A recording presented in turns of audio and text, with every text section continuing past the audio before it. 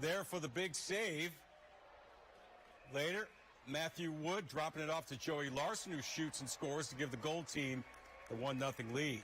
Now, the game's unique format featured a shootout at the end of each half. Check out Ethan Hayter with the rejection from his wallet, looking like Dominic Hasek there in his prime, or Pecorine. Second half, Larson to Wood, who buries it. Preds fans hope to see that at Bridgestone Arena in the near future. Gold team wins 2-1, capping off a solid week of developmental camp. Obviously, it was a fun week, and it definitely flew by. And Nashville ran a great camp and had a lot of fun and learned a lot. So I had a blast. Yeah, it's been a blast. I mean, you don't get to experience this too many times, and I think just came in and have fun. And there's some big boys out there, so it's kind of fun to get against. The coaches, they've been through it all. They've taught me everything this week. I think obviously me getting bigger is kind of the main thing. My skating's going to come with that. My shot and everything's just going to come, and I'm going to get more stronger with that. Well, Nashville SC will not have star forward Walker Zimmerman in the lineup this weekend when they hit the road to face the Chicago Fire on Saturday. All the more reason why the boys in gold know they'll need to get off to a hot start as they look to build off last weekend's impressive home performance against DC United. I'm convinced that, we're going to take the home form that we're in, the great performance we had against DC United, and parlay that into a good performance against Chicago. I know that we're really motivated to continue to push Cincinnati for that first spot in the East. So that's where our motivation is, and I'm certain that we'll be able to have a better start to the game this time around. Across the pond at Wimbledon, a big upset in the gentlemen's draw. Britain's Liam Brody, a wild card entrant with a 142 world ranking, gutting out a win over the 4-seed Casper Ruud in 5 sets. Brody becomes the first British man to defeat a top 4 seed at Wimbledon since 2013. Play of the day now, sponsored by Shell Brothers Home Builders. Major League Baseball, Royals and Twins. Matt Duffy slices one to right. Max Kepler charges in and makes the diving catch. Take another look. Robs Duffy of a hit and earns our play of the day. Ooh, nice move. Yes. That's what he does. That's why we take out the best here. That's what we do. Thank you, Thank you. Stay tuned. The final Nashville mayoral debate is next.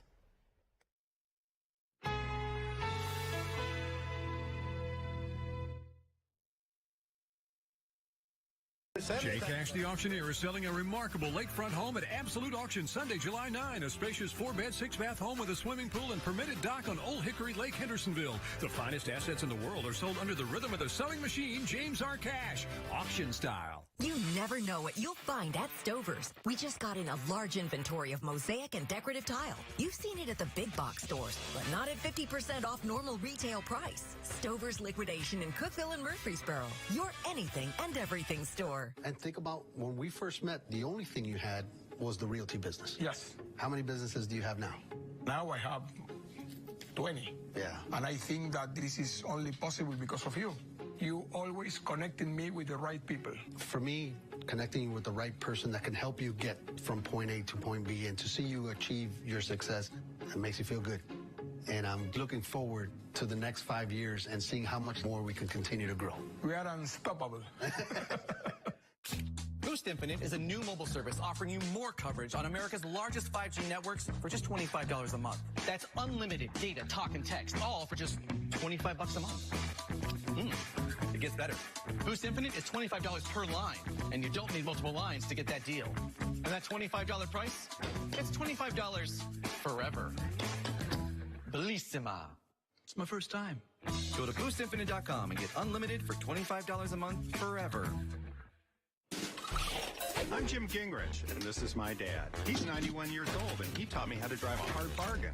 Like when he paid me 3 cents to do a load of laundry.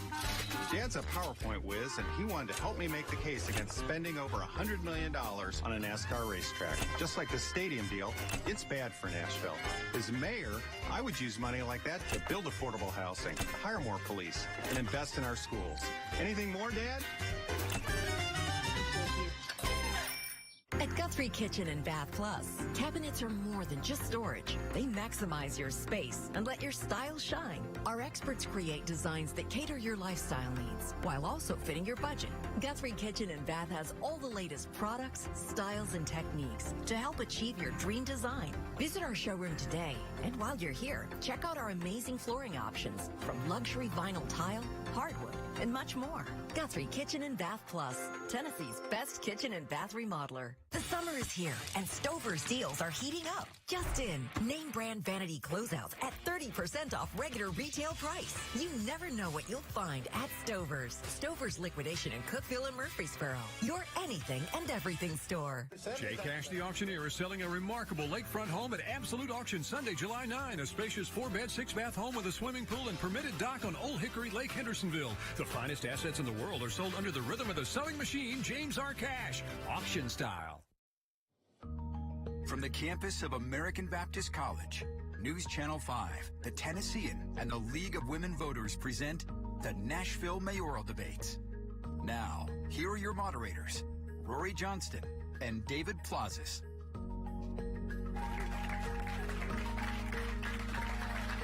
Thank you, everyone, and good evening to you at home, everyone, and welcome to American Baptist College, an historically black college with a rich history in Nashville's civil rights struggle.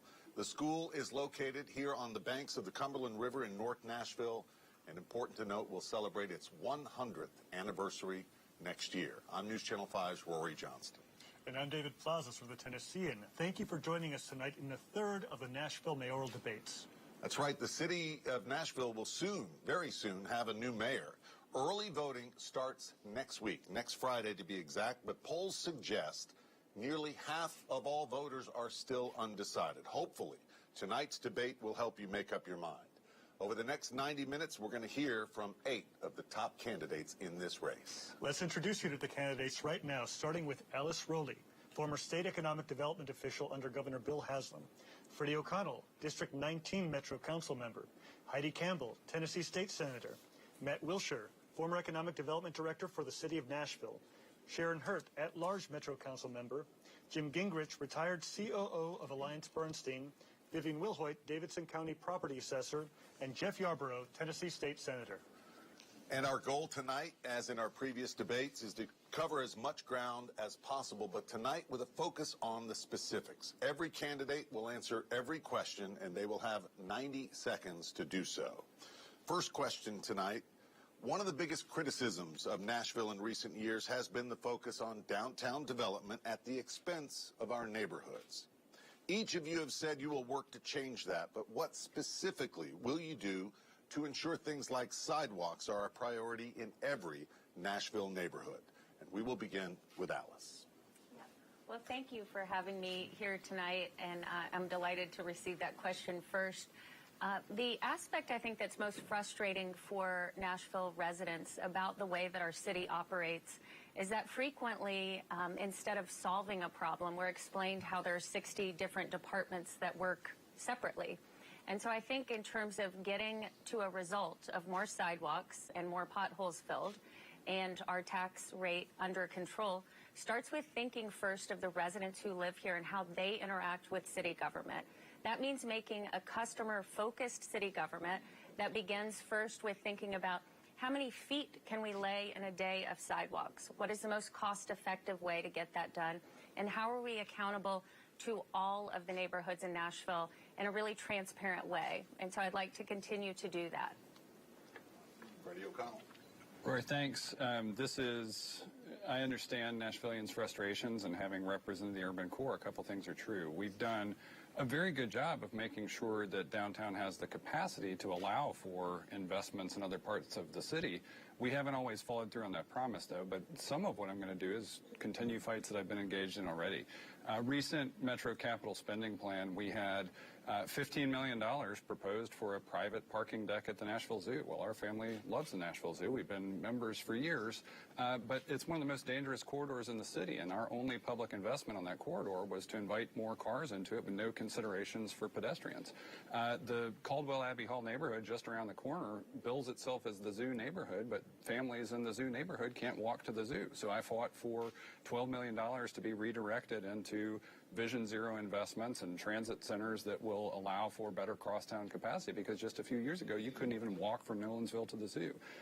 Meanwhile, I will say, fighting with colleagues, district council members often know what their communities want but have a hard time working with them to get it. I'm very proud that Councilmember Hager got his community center funded in Old Hickory. Councilmember Roten got finally a park at Ravenwood. It's very, very important. Councilmember Sepulveda has fought to get Mariposa Park just named out in her council district. And I think it's really important to make sure that we're listening to the communities and investing all over the city in our 500 square miles. Thank you. Heidi Campbell. This question speaks to the tagline of my campaign, which is, are we building a city to visit or a city to live in? And the answer, of course, is both. But we have been focused too long in Nashville on downtown and tourism and not on people who live here. And as somebody who grew up in Nashville, I feel this very deeply when I've seen, downtown grow so rapidly.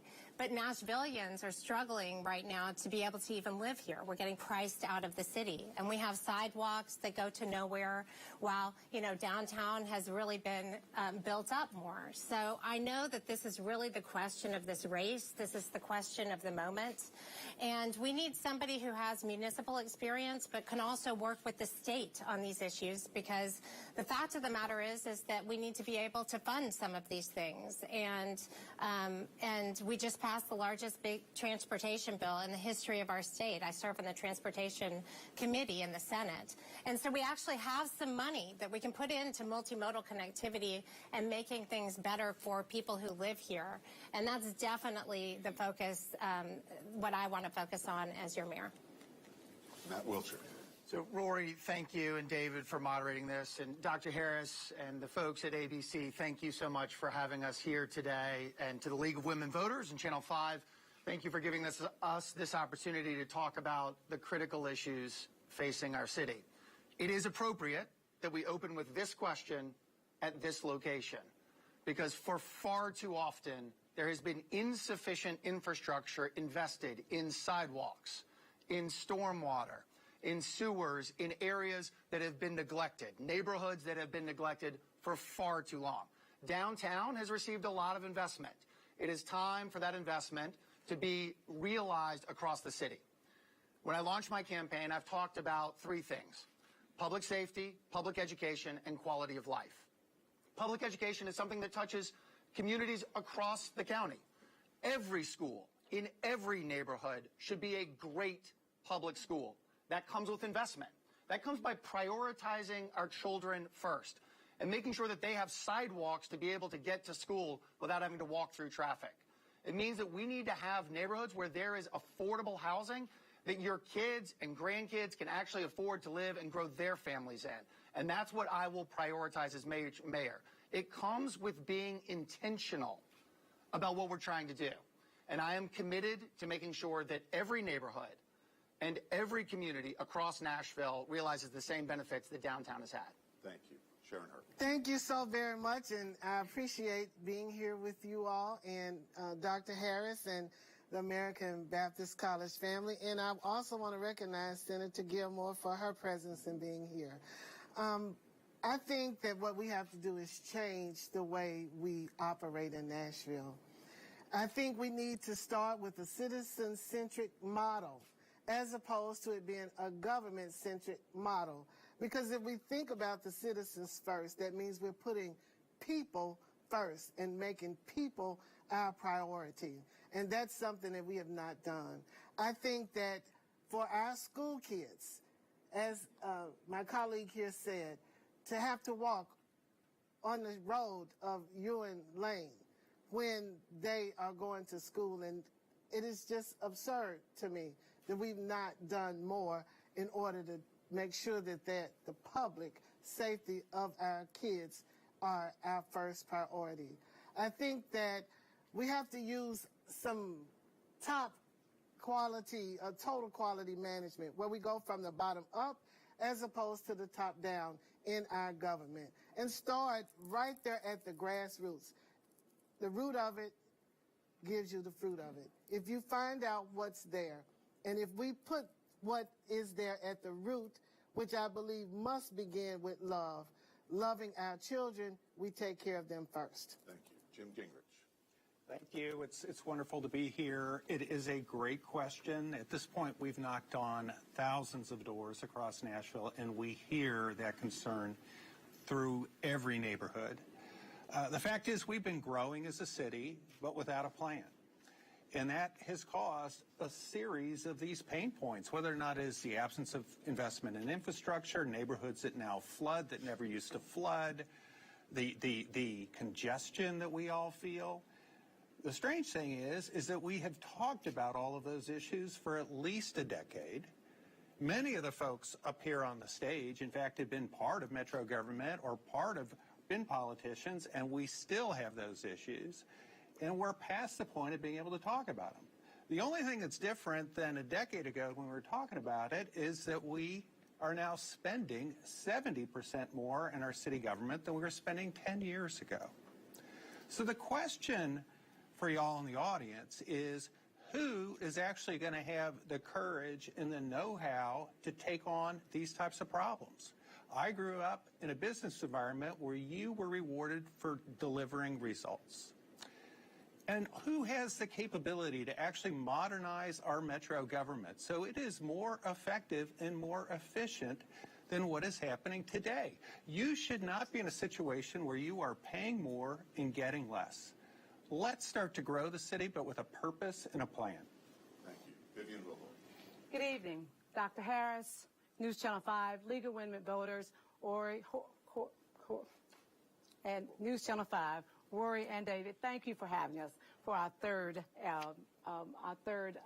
televised debate. Excited about being here. Let's just say this. When I started this campaign, the two platforms that I have used, that is what we need today, is that we must have stronger neighborhoods and we must have stronger businesses. For so long, we have looked at those two entities as being competing, and they should have never been. When I served on a Metro Council, we were made to think that if you were for neighborhoods, you couldn't be for businesses. When you were for businesses, you couldn't be for neighborhoods. And that was unfortunate because we deserve both. We should have both. And because of the petty politics that was played, we were kicking the can down the road for sidewalks and for infrastructure and causing the parity that was happening in this city to grow further apart. Economic parity is important. We have neighborhoods that live in the same tax district, but they don't get the same services. You compare Bordeaux to Belmont, Houston. Bordeaux does not have the services that Belmont, Houston has, but they pay the same tax rate. And let's be clear, it's not just because of the petty politics, it's about choices. So you have to more than be intentional, you must be courageous. And as mayor, I will be courageous and do what is right, closing that gap. Thank you. Thank you, and thanks for having us tonight. For too many people in too many parts of the city, it feels like growth is happening to them and not for them. And I think that the question gets at this sort of pervasive notion that downtown and in Freddie's district gets all of the love and all of the focus and all the attention, and that the rest of the county gets ignored. But I think that somehow misses really what the point is. I don't think that most people in Nashville want us to pit downtown against the rest of the county. I don't think that they want us, that Nashvillians want to neglect downtown. I think they want to see the same level of strategic planning and coherence and investment in Bellevue and Antioch and Madison and Donaldson that we see on these bigger projects downtown, and I think that's what we're missing. My favorite question that I've been asked during this campaign, I asked, what do you need from the next mayor? And a woman in Madison just said, I just want to be able to go for a walk without having to drive somewhere first. And I think that gets at the core of what we're not actually providing in terms of quality of life to residents, and we should be much more strategic in doing so. We don't need to build the sidewalks to nowhere. We don't need to have sort of bits and pieces. We need to be much more strategic in thinking through where do we need sidewalks so that people can get, from here to there safely, to access transit, to walk their children to school. And I think if we actually have real planning that reaches out and partners with communities, we can turn that around. Our next question is on housing. The cost of housing has reached the crisis level in our city. According to the Alliance for Affordable Nashville, in 2017, 72% of zip codes in Nashville were considered affordable. By 2021, the number had dropped to just 21%. Aside from the obvious answer of increasing funding, what will you do as mayor to create more affordable housing in Nashville? We'll start with Councilman O'Connell, with Freddie O'Connell, and then come back to Alice Rowley. Thanks, David. I think to your point, it's about more than funding. I think I'll start here. Transit is a part of our affordable housing toolkit, and I can say this from the experience of having it be a part of my pathway to home ownership. When I had paid off undergraduate loans, it was far more cost effective to learn how to use our functional, but not nearly as widespread as it needs to be, transit system. And over the period of 3.5 years, I saved up enough money for a down payment on a house when it was more affordable. But we can lower the cost of household transportation for a lot of people. The mayor's office has a lot of capacity to do coordination. We are right now, in some ways, our biggest obstacle to our own affordable housing projects. I've got, in the area I represent, an affordable housing project from Clark Memorial United Methodist Church that's ready to go. But as soon as we hit the permitting process, we started grinding in our own gears. And I am working on legislation to make that easier before I leave office.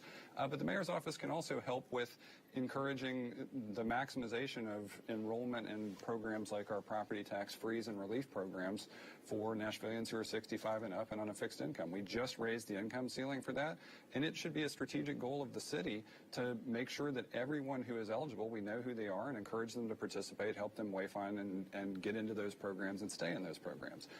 Meanwhile, we can create a standalone office of housing to be a part of the unified housing plan that is coming out right now. The good news is a lot of our Affordable Housing Task Force report items are in progress. Thank you. So many people in this city are struggling with affordable housing that it's an emergency.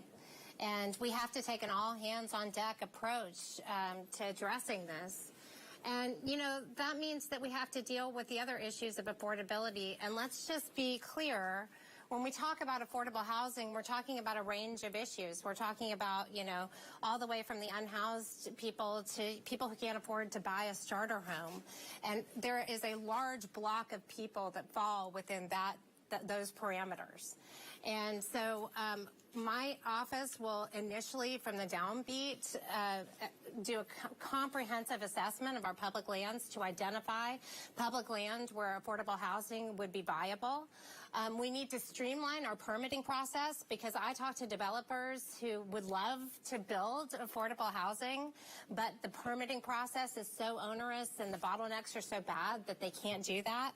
And then we also have to address the issues that are feeding this problem, like childcare and early childhood education. A good friend of mine, she has an amazing job. She actually struggled with quitting her job because she couldn't afford to get childcare for her daughter, and she was really having to make a choice between those two things. That surely is not what we want to happen for Nashvillians. So we need to address all of these issues because they're all related. Thank you very much, Matt Wilshire. So on a bunch of issues, David, you're going to be asking about what we need to do. And I think the question is, who's actually delivered? As you know, I left a job that I loved 4 years ago and moved to MDHA to work on affordable housing because I saw this issue 4 years ago. And it had been an issue that the city has struggled with for some time before that. And in just 3 years, we were able to help build over 4,000 units that Nashvillians could actually afford. And to your point, it's not just about funding. 500 of those units were in a redevelopment of James Casey homes through a mixed income approach so that we weren't just suburbanizing poverty and no one was displaced. That was a government investment and improved the quality of life for residents and added to affordable housing. But on top of that, and more importantly, we worked with the private sector to develop 3,500 units of affordable housing across the county. To your point, it is not just about funding. It's about working with the public sector and the private sector together to come together. And this question about permitting is a difficult one, and there have been some real challenges in the permitting process. But we actually, when I was in the mayor's office, passed some legislation with council to get projects that were designated as affordable housing projects moved to the top of the list for permitting. That process expedites permitting for projects that are producing affordable housing. So it is taking approaches like that to actually deliver results. I'm someone who has done that and will continue to do it as your mayor. Thank you very much. Sharon Hurt. And I, too, have done affordable housing, real affordable housing, and moved that affordable housing to attainable housing with the Neighborhood Stabilization Program. And I think that's what we have to do is create more housing with the underutilized properties that we have, vacant buildings that we have all over. We've got to be intentional about doing housing for those people that need it the most. We want to restore hope and prosperity on every block, in every community, and not leave one person behind. I think what Matt is talking about, perhaps it was affordable back then, but today it isn't. And I know that it's not going to be. So what I want to do is increase wages and salaries, have economic equality, equity, and empowerment for all Nashvillians, because that's going to be very, very important. We have an economic tsunami that is going to hit this city with the East Bank redevelopment, which we've got to ensure that there's going to be affordable and attainable housing there. We've got property in Bordeaux where we can utilize affordable and attainable housing. We recently passed DADUs. I think we got to focus on intergenerational housing, because we've got people who are living longer and they're working longer, and we need to bring them in together. And we want to preserve housing for those people as well. Thank you. Thank you. Jim Gingrich. Well, I'm glad that some folks have noticed that we have an affordable housing issue in the last several years. But if you go back to the 2015 mayoral forums, it was a big issue in those forums. And we were talking about it before that. We have done multiple affordable housing studies in this city. Each one has concluded that it's really bad and it's worse than the last time we did the previous study, and those studies sit on the shelf and they gather dust and we don't do much about it.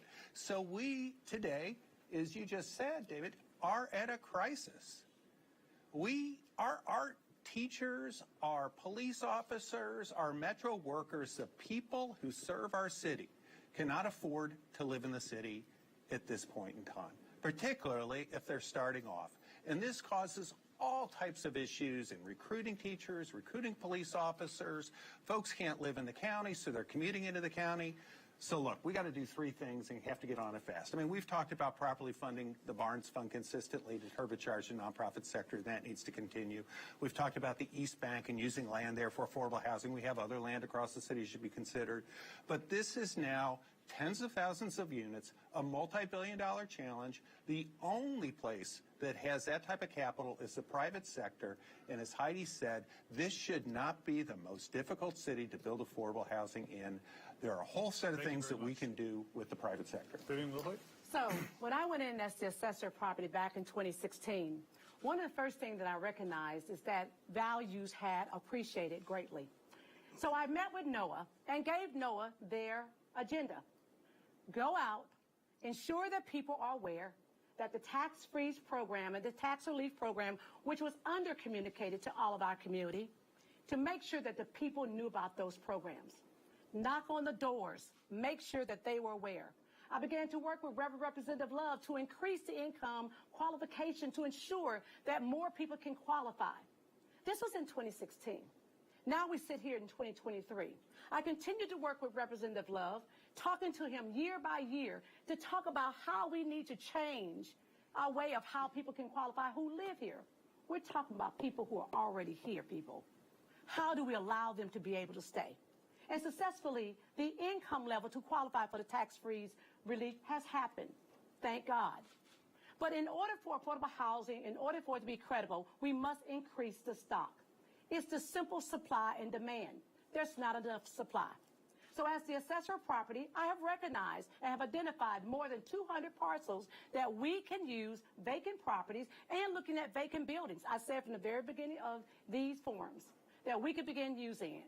These parcels, these empty buildings, and make sure we have transitional housing and affordable housing and workforce housing.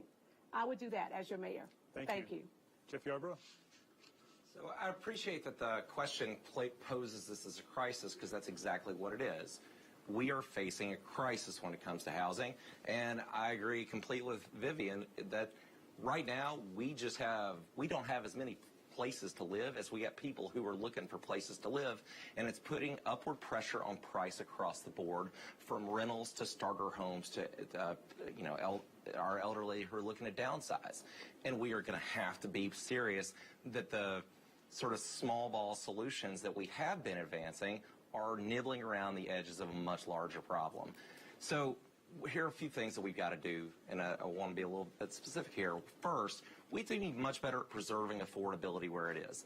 I think that means that you've got to be taking much better advantage of property tax freezes and working with some of your nonprofits to rehabilitate homes so that people can stay in affordable housing in the neighborhoods they live in. Two, I think we have to make it easier for people to move from being renters to homeowners.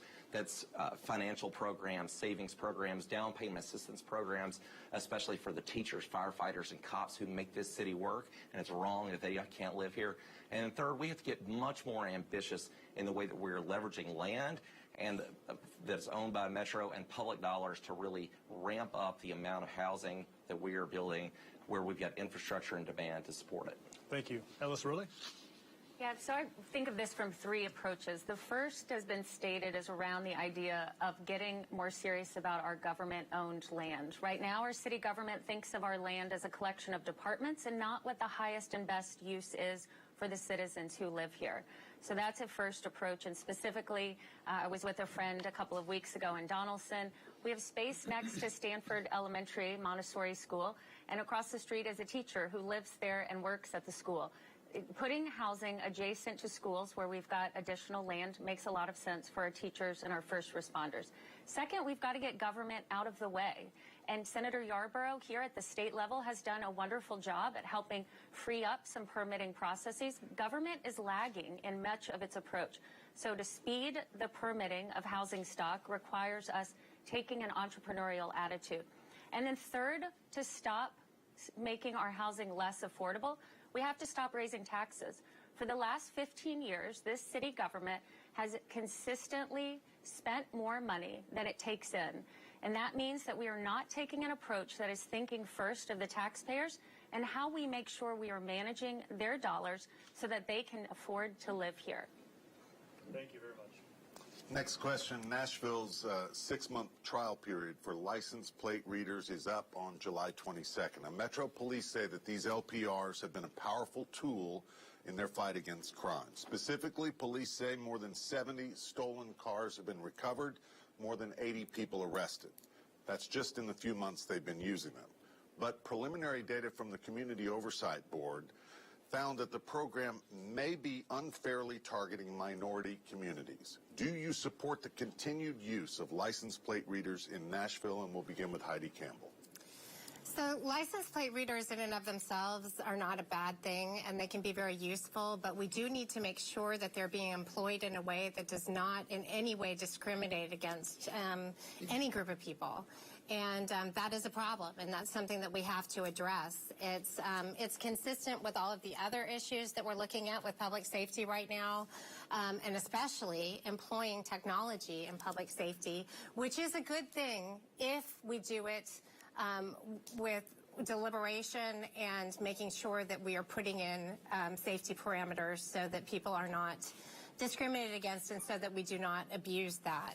And so I think smart cities technology in general, which LPRs is a part of, is a very important thing for us to look at, because the efficiencies that we can gain from making sure that our emergency response process is as quick as possible are so great. That having been said, like anything else, it requires that we think very carefully about how we're doing it and make sure that nobody is getting hurt in the process. Matt Wiltshire. Nashville simply isn't as safe as the city that I grew up in, and we saw terrible acts of violence over this 4th of July weekend. When a city is no longer safe, the other things don't matter. It is vital that we have great schools and affordable places to live. But if this isn't a safe city, everything else falls apart. And far too many people have been victims of crime in this city. It is a terrible tragedy. It's interesting that you mentioned, and appropriate that you mentioned, the Community Oversight Board. I think utilizing tools like license plate readers to help identify crimes and perpetrators of crimes and bring them to justice is important. But it is also important that our police department, which has performed exceptionally in many cases, but has been under-resourced for far too long in this city, It's important that we have trust in the police department, and the Community Oversight Board played a vital role in that. I think the move by the state to overturn what was passed by the citizens of Nashville was absolutely the wrong thing and erodes trust and makes the citizens less comfortable with things like license plate readers. So these are integrated into each other. We need to have transparency and accountability so that we can trust the folks who are protecting us. We need to make sure that we have a fully staffed police department, because if the city isn't safe, everything else falls apart. Real quick follow. So would you support the continued use of them? Absolutely, with oversight and making sure that there are safeguards protecting the citizens of Nashville. Thank you. Sharon Hurt. For me, I am still pondering over this because this became personal for me. For the first part of the license plate readers, I guess a couple of years ago when we started talking about them, I voted no each time for the very reasons that the Community Oversight Board stated. And this last time, the final reading of it, I abstained. And many people wondered why. And it was because in Memphis, they do have license plate readers, and I had a nephew who was killed, and they found the killer by a license plate reader. So I have a personal connection, and I do believe that they can be useful, but they have to be appropriately used. I worked with the Haynes Park community, and we were able to purchase cameras for them. We got a grant from MDHA, and I think that they can be used. I know Belmont has readers. So I believe that it's useful to have them, but we have to make sure that they do not discriminate and target a certain group of individuals, because we've got to put hope into each one of those people that we see. When you get to the root of it, you get to the fruit of it, and we've got to restore that hope and prosperity on every block in every community and not leave one behind. Thank you. Jim Gingrich. So we do have a real safety issue in Nashville. Our violent crime rate is 80, 90, or more % higher than cities I would consider peers, like a Charlotte or an Austin. Our homicide rate 10 years ago was just over 6 per 100,000. Last year it was over 16 per 100,000. Our rate of car theft has doubled. This is an issue that we have to be more serious about. We do need to properly fund and resource the police force, and that includes technology. In 2020, it took the police force 9.2 minutes to respond to a shooting. Last year, it was 16 and a half minutes. LPRs show promise. There are legitimate concerns that have been raised that we have to make sure that we deal with properly. But it is ultimately going to be a piece of the solution. The other thing, though, is as a city, we need a comprehensive crime prevention strategy that engages our vulnerable youth. I will have an office in the mayor's office that is responsible for public safety, that works with our communities, community partners, departments across Metro, nonprofits, faith-based organizations to proactively work with our youth. That starts with easy things like after-school programs and summer jobs, but also includes things like gun violence interruption. Thank you. Vivian Wilhoit. So this is just another opportunity to tell you again, it was the can kicked down the road. In my first term as a council person, I offered up the idea of cameras. A homeless person, unhoused person was killed. And I felt that the way we could have been able to solve that problem is to introduce cameras and to use them in such a way that it helps to solve crime. So yes, I would support the license plate readers because I think this is a technology that will help be an added tool to help solve crime and to help keep our community safe. Now, there is no doubt, as an African-American woman, it's not license plate readers that discriminate, it's people. And we're talking about the use of that equipment to the advantage to discriminate. We can make sure that doesn't happen. Recreating the Community Oversight Board and giving them that type of authority to review some of the license plate readers and where they are. We also need to make sure that when we do this, that we don't just do it in some communities. We have them the reason why people feel like it's discrimination or it's being misdone is because of the fact they're in communities to keep them from going over to Heidi's or my friend here, his community. It is very important that we do not discriminate and we use them properly. Thank you. Thank Jeff you. Yarborough. With license plate readers, there's an issue of technology and there's an issue of trust, and we have to get both right. I think there's no question that this is a technology that can be used to improve public safety. I also think that anybody who actually has read the recent reporting of how this pilot has gone should be disappointed and a little befuddled that we didn't put more work into building trust in the process.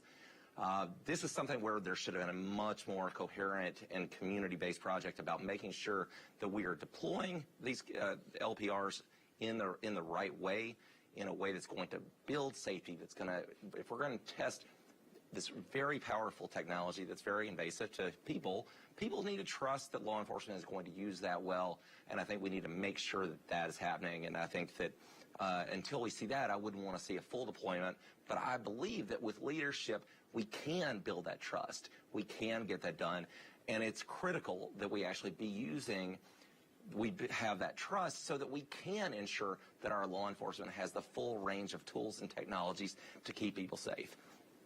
If this city gets everything else right, but fails to keep people safe, it doesn't matter that we got everything else right. If we absolutely have to ensure that we have a well-qualified, well-compensated, well-equipped police force that's also accountable and trusted and with transparency and oversight, and that's what we'll get when I'm mayor. Thank you. Alice Rowley. Yeah, so the issue of license plate readers is an issue broadly about crime in our city, and license plate readers are an aspect to help us think through how we can multiply our depleted police force. We are at least 200 officers short, and currently 2/3 of the crimes that are reported are never cleared. That makes criminals more bold, and it makes victims feel more helpless. So license plate readers are a promising technology to help multiply our police force. They were in this pilot used in a too concentrated area.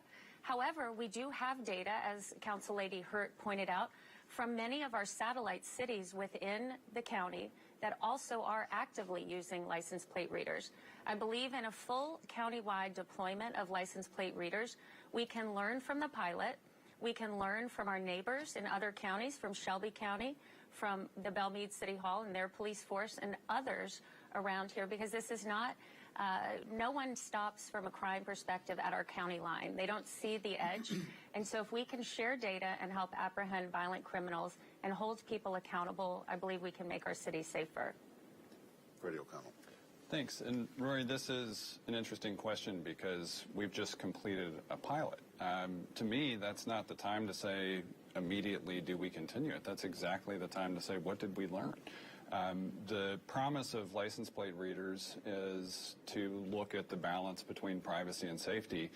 The number one job of a mayor and government is to keep our citizens safe, and that's why it requires diligent evaluation of these things. When we were considering this on the Metro Council, a wide range, one of the broadest coalitions we've ever seen representing Nashville's diversity came and said it's too soon to do this with too few guardrails. Everyone from Tennessee Immigrant and Refugee Rights Coalition to the NAACP to the ACLU said don't do this yet, we're still having a conversation. This is exactly the right time to revisit the concerns that the community has expressed, offer more transparency about if we continue the pilot, here's how and why we'll do it.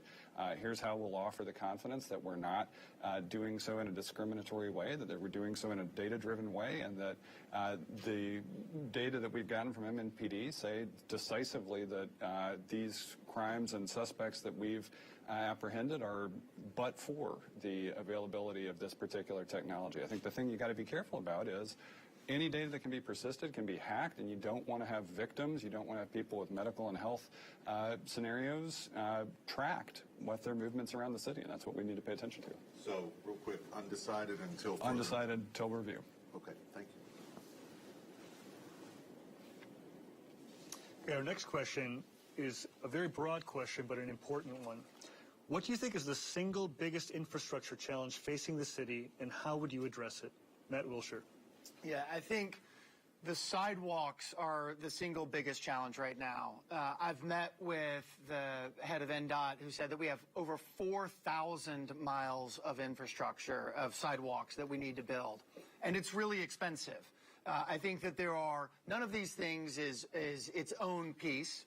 As mayor, you don't have the luxury of just picking one item. So there are things that we have to do. But sidewalks are absolutely a challenge for our city and how we get around a city, because it's related to everything else that we're talking about.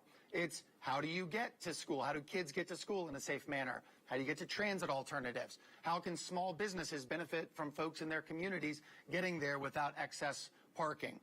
And so we need to make sure that we have a great network of sidewalks to get around the county and so that folks can move around their neighborhoods. It's also important to health. When folks can get out and walk more easily, we're going to have a healthier community.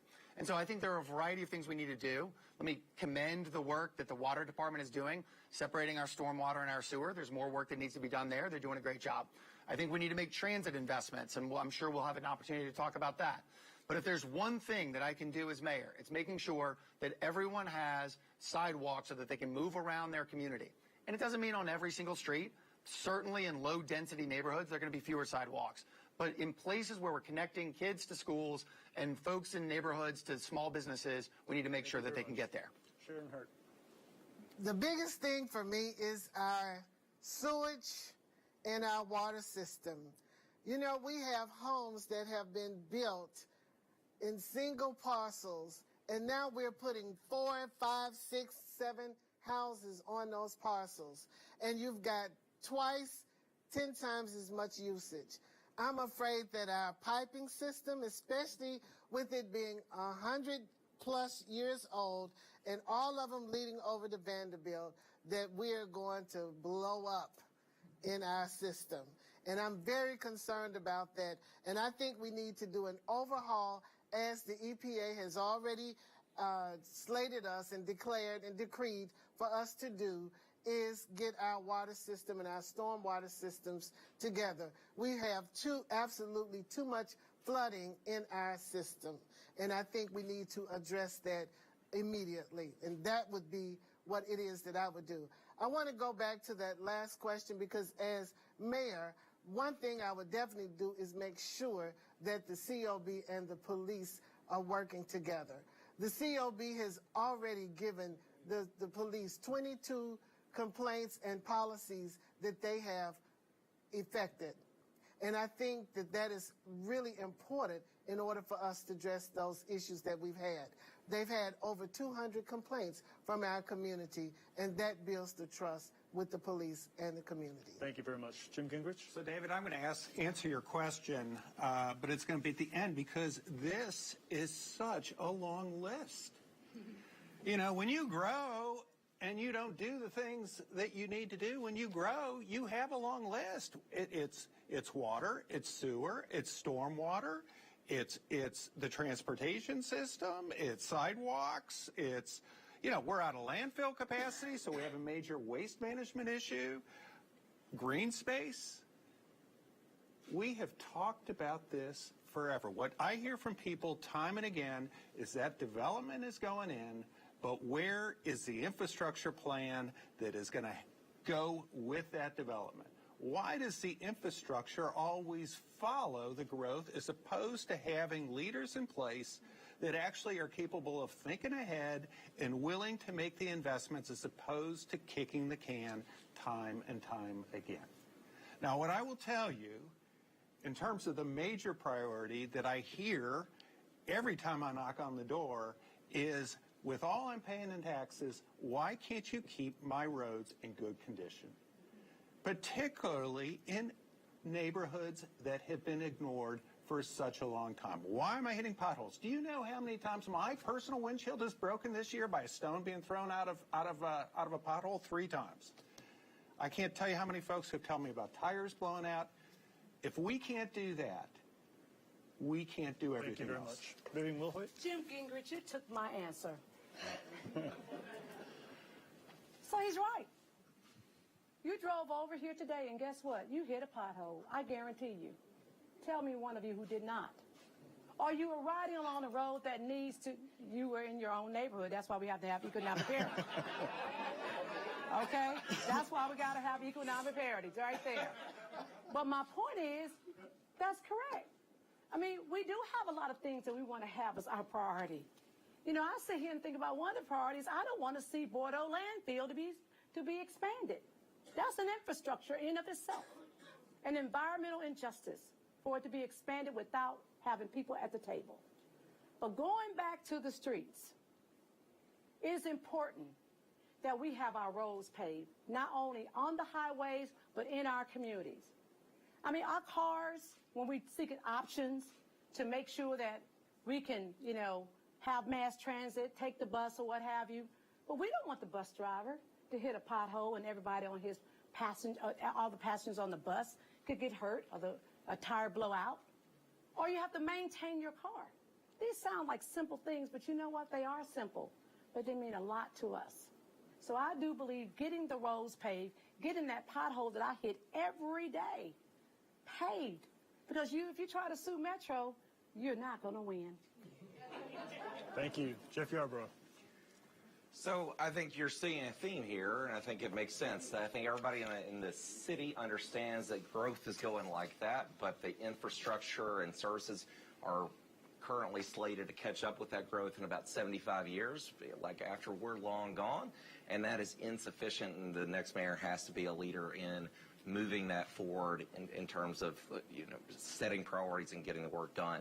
I agree with Vivian and Jim that probably the thing I hear the most about out there in the world is roads.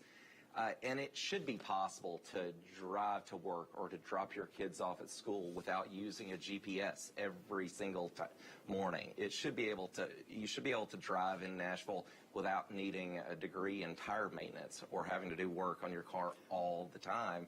But that is increasingly just the way of life here. Since I've got a little bit of time, I'm going to go ahead and give you my second too, which is it doesn't get as much attention and there's never a groundbreaking for it. But if we don't have the water system and the sewer, stormwater, water system actually working for the city, it's going to be a long, difficult future for the city that we live in. And that is long, boring work. It happens underground. Like I said, it is rare that you have a big ceremony when that happens, but when it fails, we all know, and we all know quick. And so I think there's a lot of work to do in both of those places and in all the other areas that people discussed. Thank you. Alice Rowley. Yeah, I think the area that our infrastructure is most failing in is our city's balance sheet. Right now, the line item that we spend the second most dollars on after school is our city's debt. And that's debt created by a lot of folks on this stage over the last 15 years, spending consistently more money than we've taken in. So it means that we've been sold a story that growth will pay for growth, but the reality is that it's not. So if I had to choose a sort of a utility separate from the dollars that we're going to spend on that, it would be, in addition to roads, our electricity grid. Our seniors who are at home alone or who are reliant on different types of medical devices really struggle when we have 3 days without power in a summer storm. So we've got to get serious first about paying attention to the operations of our city, and that starts with paying attention to our debt.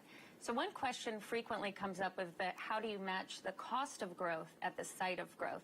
And this takes having a perspective that I alone on the state have from working at an executive level with the state and the federal government. In 2006, the County Powers Act stopped our county's ability to capture the cost of growth at the site of growth.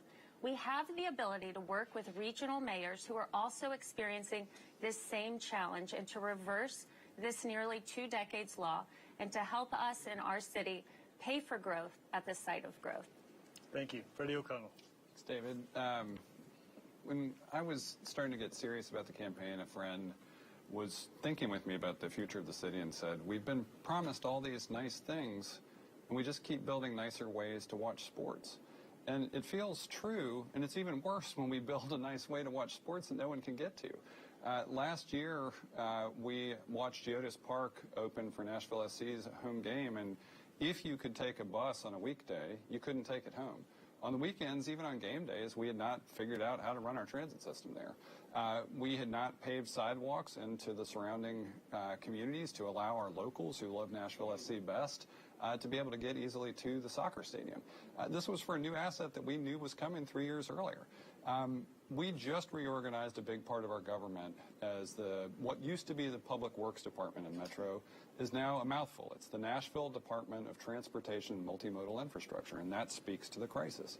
We are fortunately in a position where we're starting to think more seriously about state of good repair, about sidewalk delivery after a year of tragic pedestrian deaths, about better transit access, and that's going to be the most critical of all. We are the last major American city without a meaningful transit system, and putting all of that together and giving people safer, easier, more convenient ways to move around the city and access the nice things we've built is critically important and would be top of my list. Thank you. Heidi Campbell. So the number one infrastructure problem that we deal with is people.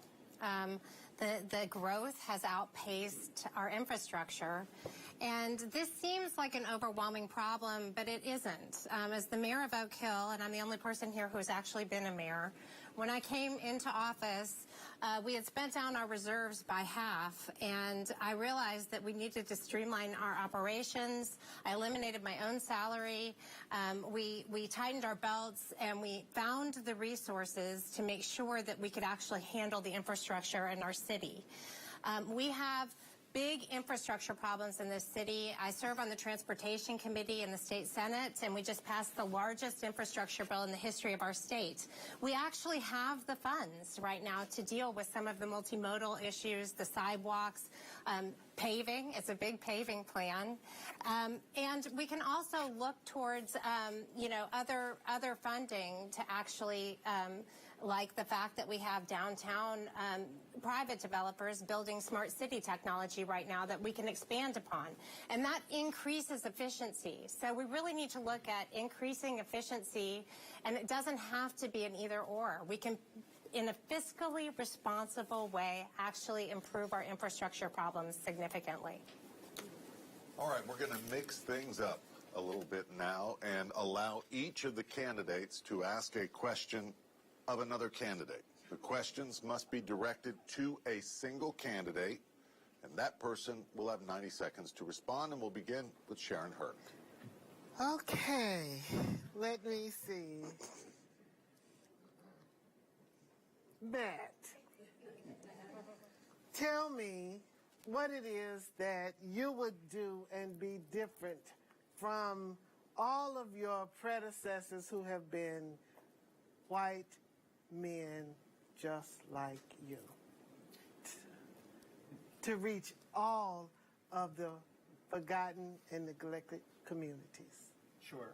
Well, there was one mayor that was not a white man, a white woman, but it is a great question, and it is an important question.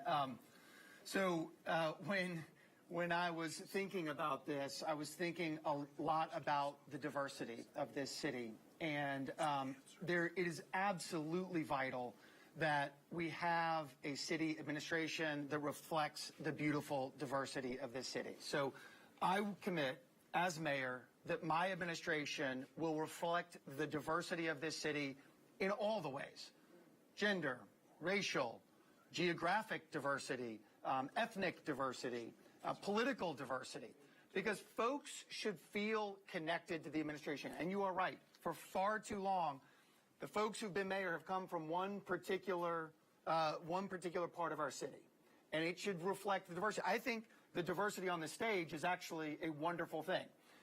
The gender and racial diversity on the stage does not fully reflect the city, but in many ways, it's half women, 25% black, roughly the breakdown of our city, and I think that's a great thing for our city to show the progress that we've made.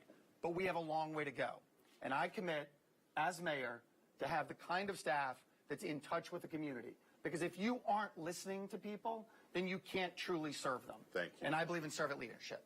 Just a note on the time, you will have 90 seconds for the answer.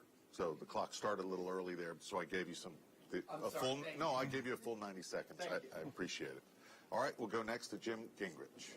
So I was recently approached by advocates for the new NASCAR Speedway, and told that if I don't change my position on the Speedway, I would be personally and politically attacked publicly. I'm actually going to make it easy. I would just ask everyone here to raise their hand if they have ever had a special interest threaten them if they did not change their position on an issue.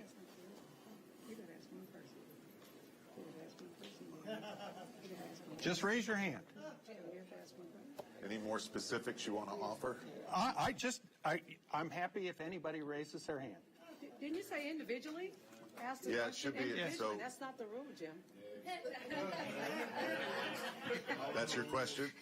That is my question. And I've been threatened, but not by a special interest group. We will move on. Vivian Wilhoit, go ahead. Okay, so asking a question.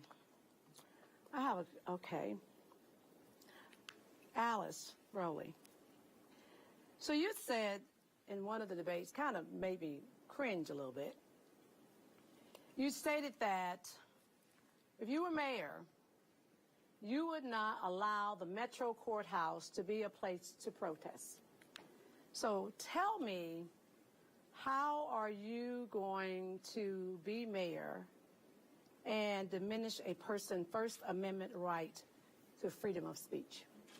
Well, that's a great question. I don't think that I said that. I think what I said is that in my city hall, we won't have a pro-life rally or a pro-choice rally, meaning I will not nationalize City Hall. Because when we have nationalized City Hall, it's hurt Nashvillians. So if someone else wants to have a pro-life or a pro-choice rally, that's great. But as the mayor, when I received a few weeks ago the Planned Parenthood endorsement questionnaire, the questionnaire led with, this is a state legislative questionnaire.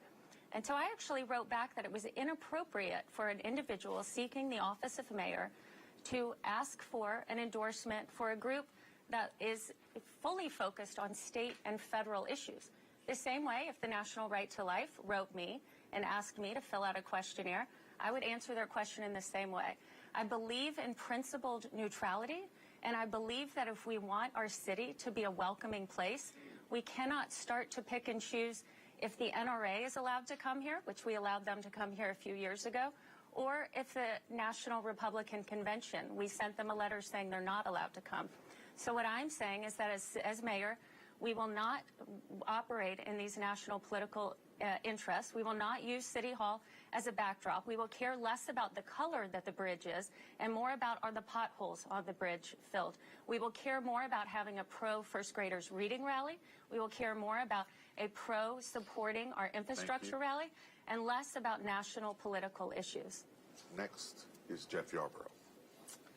Okay, so my question's for Matt.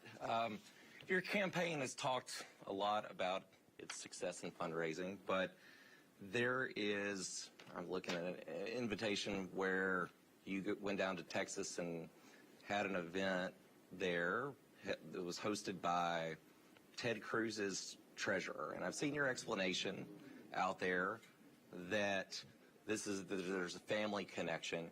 But I think you are smart enough to know that people are going to know Ted Cruz's treasurer in Texas.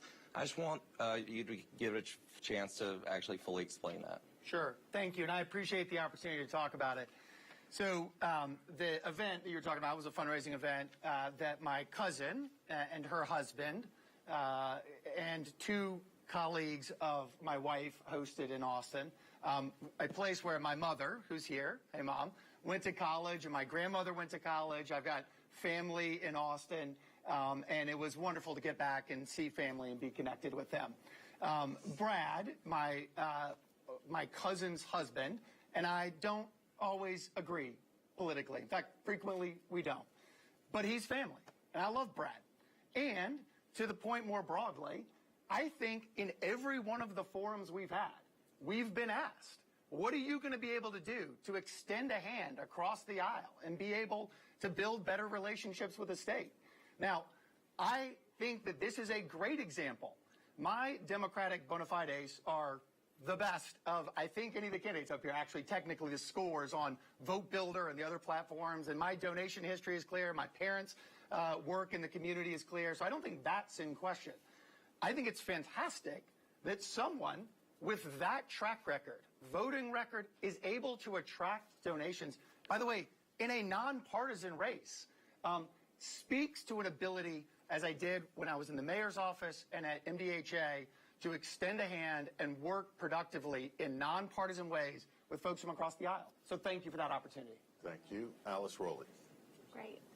Yeah, well, I also have a question for Matt. I guess he's on the hot seat today. I was so delighted, Matt, to receive your subscription to my campaign newsletter recently that I took your email address and I looked over the 5,000 names who had signed up for the citizens petition to stop the development at Fort Negley under the previous mayor who you worked for. So I wanted to know how you approached that plan to put 27 buildings on protected historic public parkland, and if you would consider those types of backdoor deals in your administration. So I'm not sure I exactly followed the question, but I think you were saying, would I support something like the redevelopment of Fort Negley? Is that the question? No, you didn't support backdoor deals. stopping Sure, it. You didn't sure. support stopping I mean, look, I think that Fort Negley is an absolutely vital asset in our city, and one that I've actually spoken about in my policy books that I've released online, talked about the importance of investing in Fort Negley and in open space. It had been neglected by our city for far too long, and I think it is a wonderful thing. I think it is unfortunate that now, 4 years after that, anyone who drives past Fort Negley sees that it's still behind a chain link fence with weeds growing up, and I am very hopeful. And as mayor, I commit to make sure that it is restored and held up as a beautiful place that folks can come and enjoy. Now, I am, to your question, I guess, not in favor of backdoor deals. I'm in favor of everything having transparency and being talked about. I commit to that as mayor, and I think it is absolutely important to show the historical significance of our city and to hold up the folks who actually built the city in the first place. And in the example of Fort Negley, that includes slaves and former slaves who had been captured, who were the ones who actually built that and then helped free our country in the Civil War, and I absolutely will hold that up in the highest regard. So thank you for asking that question. When you had the chance to sign the petition, you didn't. That's time. Yeah. We'll have to, another moment. We have to move on. Lots of petitions I don't sign. I'm sorry I missed that. We are tight on time, and audience, please, if you could just refrain from comments, we'd appreciate it. We said we'd mix things up. Next is Freddie O'Connell. Great, thanks, Rory. It clearly makes for good TV to ask these challenge questions, but we're also trying to elect a mayor up here. I've had the good fortune of working with literally all of the candidates on the stage. I know their commitments to the city, and I don't think 90 seconds from anybody is going to help us do better than our campaigns are doing, and I'm going to yield my time. I know we're tight. Thanks. Okay. Heidi Campbell. Yeah, so I would like to ask a question of my colleague, Vivian, who answered a Q&A recently that I saw, where you talked about how too many underserved neighborhoods don't have sidewalks. And I really, just like in the last forum when I asked Councilwoman Hurt about her work in HIV, this is a very interesting topic to me and near and dear to my heart, and something that I worked on in the city of Oak Hill in terms of sidewalks. And I'd love to know, what your thoughts are on that. Sure. The city of Nashville, Davidson County, when I served as a two-term council person, if we could have paid for sidewalks, we would have not gotten them, because it was just petty politics that was being played from time to time, kicking the can down the road over and over again. So, Senator Campbell, yes, I believe that we should be able to provide sidewalks, even in light of the recent court decision. It's all about budgeting, it's all about being intentional, and it's all about putting people first. Finally, Matt Wiltshire. Great. After the way this is going, I feel like I should ask myself a question, but I will follow the rules. And my question is for Ms. Rowley. So you have spoken, I think, in each of our forums, including here today, about the amount of debt that the city has, and that it's terrible, the amount of debt that the city has. As I'm sure you know, we have a AA bond rating, and the debt that the city has is actually money that was incurred to build capital assets, to build schools, to build sidewalks, to pave streets, to fix stormwater. And so my question for you is, what school would you not have built? What sidewalk would you not have constructed And what street would you not have paved in order to not have the debt that the city has today? Yeah, I think that's a great question, Matt. We do today, in our city's budget that was just passed, have $413 million in debt. The entire state of Tennessee combined for the same period of time has $342 million in debt. And Matt is correct that our bond rating is a reflection of the market's belief that we can raise your taxes. It is a belief that we can and that everyone else on this stage will raise your taxes in this next term to be able to meet that bond obligation. So the broader question is, how is governing from a different approach, an approach that I have come from, and why our state is actually the lowest debt state in the country? And that is first that we had always taken, beginning in 1978, a pay-as-you-go approach to how we funded roads and how we funded schools. So it is an excellent question to say, if we continue doing what we've done for the last 20 years and continue to elect people that take a tax and spend, kick the can down the road, looking consistently at the lines, our population looks like this, our spending looks like this, and our revenues look like this. And if we continue to do that, you will not be able to spend any money on the things that a lot of people are talking about wanting to spend money on. Right. I didn't hear an answer. You did hear an answer. It is a different approach. Okay. Yeah. Got to move on. Right. We'll come back to regular programming now. African Americans make up roughly 27% of Nashville's population, but the black community has borne the brunt of gentrification in recent years. It's also been hit hard by health disparities, struggling schools, and rising crime rates. What specifically will you do as mayor to ensure that Nashville's African American community isn't left behind? Jim Gingrich. That is a great question, David, and it is absolutely true that our African American communities have been promised lots of things over the years, and yet we consistently show, whether or not that is little things or big things, that we are not prioritizing every community. Little things like, what neighborhoods is power restored first, and where is it restored last? What streets do we salt before a storm? These are things that need to change. You know, Clarksville Highway is going to be a priority for me.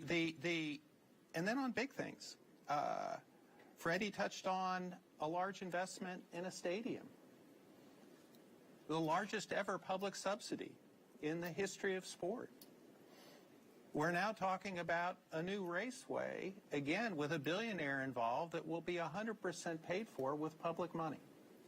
And yet we can't sort out what we're going to do with Nashville General Hospital. These are things that the mayor has to make a priority, not just in terms of where we invest, because we were talking about a whole bunch of infrastructure issues earlier. The infrastructure has to go to the neighborhoods that need it most. Just look at what sidewalks are repaired and which are not. I've said it before, I'll say it again. I started this campaign on the very platform that I've talked about, closing the gap on economic parity of neighborhoods that are sitting in the same tax district but not getting the services. That's where it starts. It starts with assessing all of these neighborhoods and not being equal in providing the services, but being fair, because there's some neighborhood that doesn't need the resources. Senator Campbell said it once in her own words, that her neighborhood doesn't need sidewalks. It's not like as if there's sidewalks needed, or some of that type of nature she stated. That's because her neighborhood already has what it needs. So now you have the opportunity. You know, an African-American woman in charge is not going to forget her own community, but nor am I going to forget your community. And it's about doing the right thing. It's about being intentional, unapologetic. It's about doing the right thing. It makes me sad when I hear that we are always left behind. But that stops today. I ask you for your vote. Thank you. Jeff Yarborough. One of the clearest leadership tasks ahead of the next mayor is making sure that the city continues to move forward without leaving people behind. That's what we have to do. I think one of the ways that this city has long distinguished itself from peer cities in the country, and especially in the region, is our aspirations to break down racial barriers. I mean, you can look from the founding of Fisk in 1866 to the way that ABC alumni like John Lewis and C.T. Vivian worked in the 1960s to lead Nashville to be one of the first southern cities to break down, retail segregation. But we oftentimes fall far short of those aspirations. I think that we don't live up to our promise, and it's going to take significant leadership to ensure that we do. So, one, I think that starts with a mayor who's committed. Two, I think it requires building a team who has not just the expertise, but also the experience and diversity of experiences to ensure that voices are at the table. It takes a commitment to making sure that we are not planning projects for neighborhoods, but planning projects with communities. And that certainly applies to the African American community, but it applies much more broadly across this city, because I think we oftentimes see that City Hall has plans for our neighborhood, plans for our part of town, plans for our part of the city, without actually asking us first, without working with us on what the future is. Alice Rowley. Yeah, so as a former public high school teacher and as a parent, I think our greatest failing is our failure to teach our kids to read. We see in the data that today only 25% of our children across Metro Nashville public schools are reading proficiently, and that is down from 10 years ago when it was 40%. Our enrollment is declining, our scores are declining, but our budgets are exploding. And there's no accountability, first, to say that all children in this city are our children. All children in this city deserve to be taught to read, and in particular, Black and brown children whose rates of reading are closer to 18 and 19%. It should make every parent and every taxpayer in this city angry that we are dooming our children to a future of failure. When I meet with the House Education Subcommittee Chairman on Education, and he says to me, Alice, what scares me the most is that when we are testing incarcerated individuals coming into our state prison system, men are reading at a first grade level and women are reading at a third grade level. We are knowingly, for generations, dooming our children to failure, and we know how to fix it. We have schools in the city that parents want to send their children to. We need to create the space and the time, and we need to support the science of literacy instruction across all of our schools. Thank you. Freddie O'Connell. David, thanks. And I just want to appreciate the League of Women Voters, News Channel 5, and the Tennessean for asking that question here on the historic campus of American Baptist College.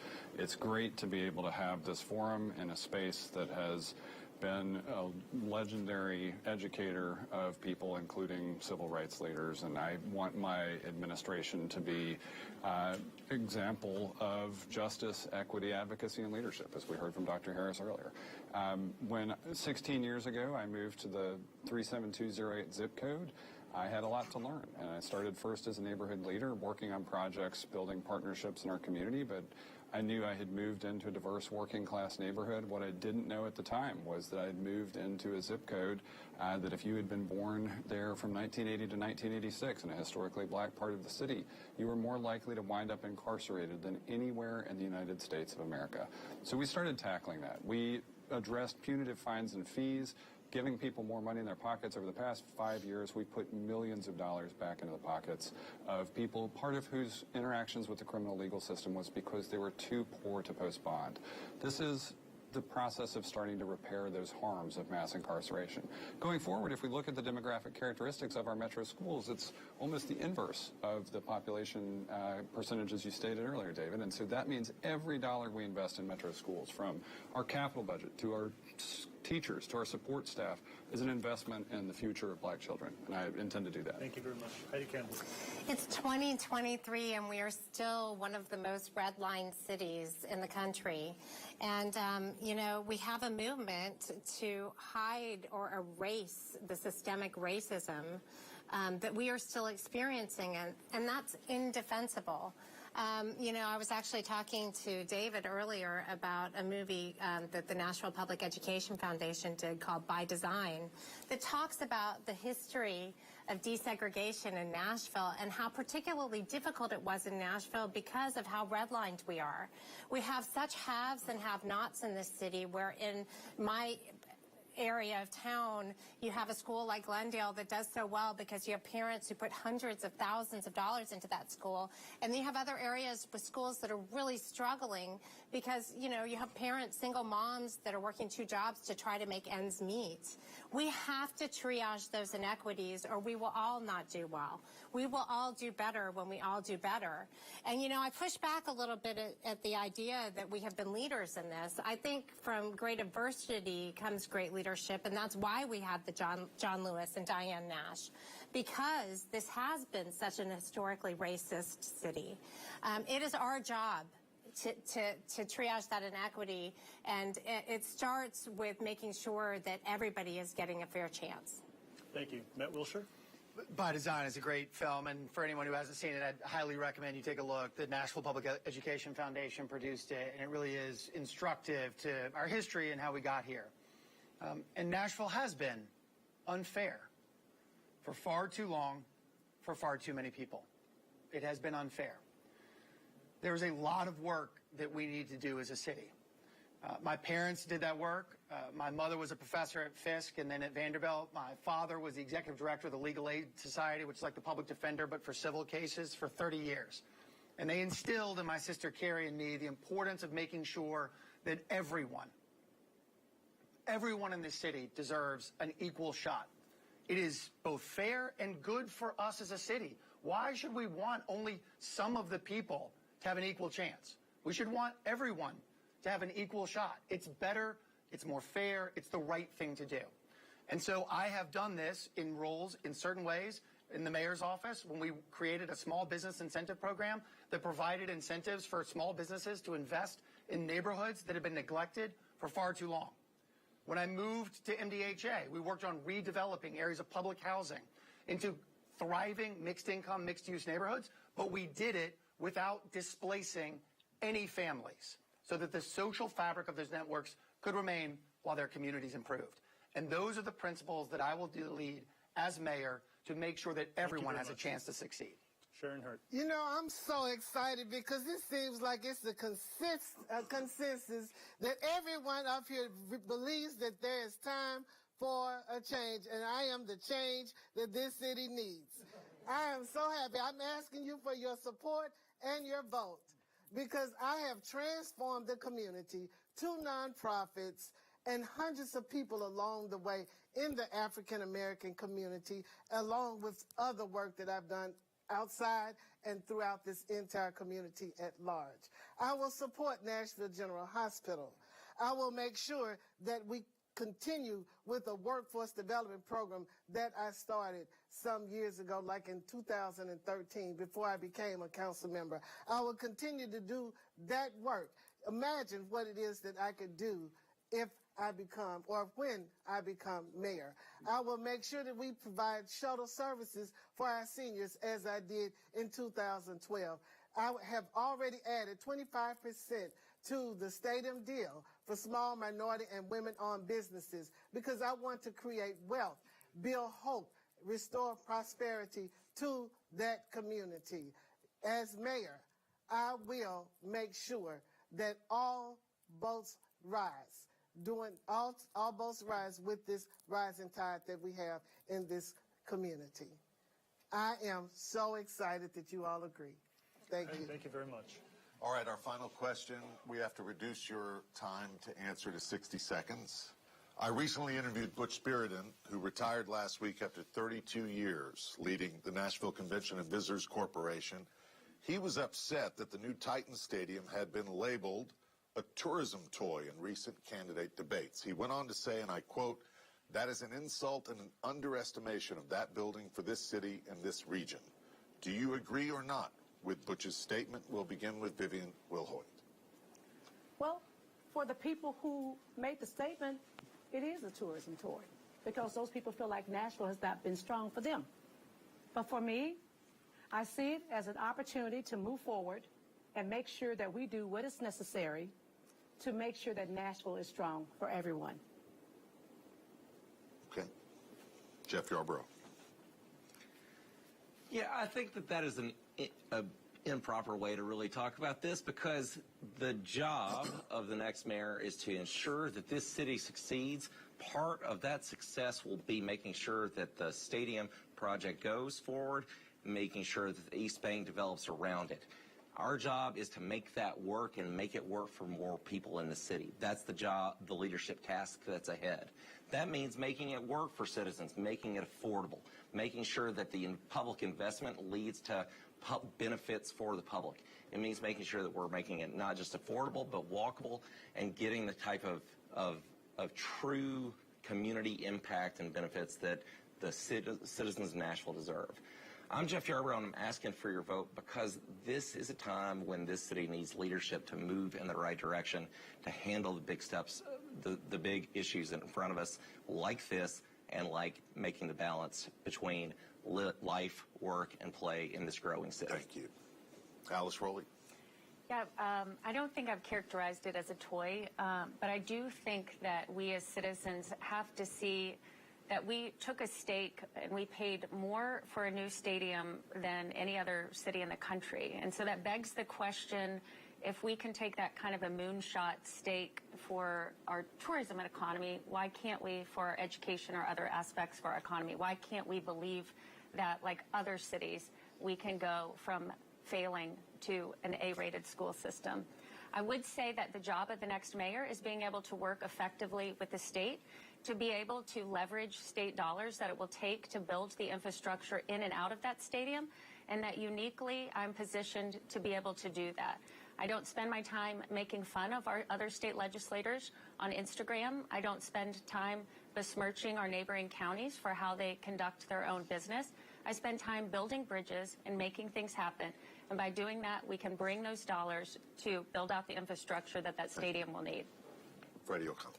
Rory, I was sitting in the Metro Council chamber when the finance team that was presenting the stadium deal to us described it as a Las Vegas-like attractor, principally for people from not inside Nashville. There's no question that part of the intent of the design is to attract people, and one of the reasons our volunteers t-shirts say Moreville, Las Vegas is because the project we've been about for the past year and more is trying to build a Nashville for Nashvillians. That's what the job of the next mayor is.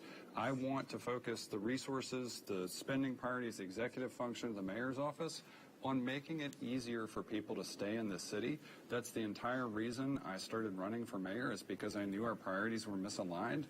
Fundamentally, I disagree with Butch's assessment, and I hope to earn the votes of people who want us to get back on the right track, because I want you to stay. My name's Freddie O'Connell. Be honored to earn your vote tonight. Heidi Campbell.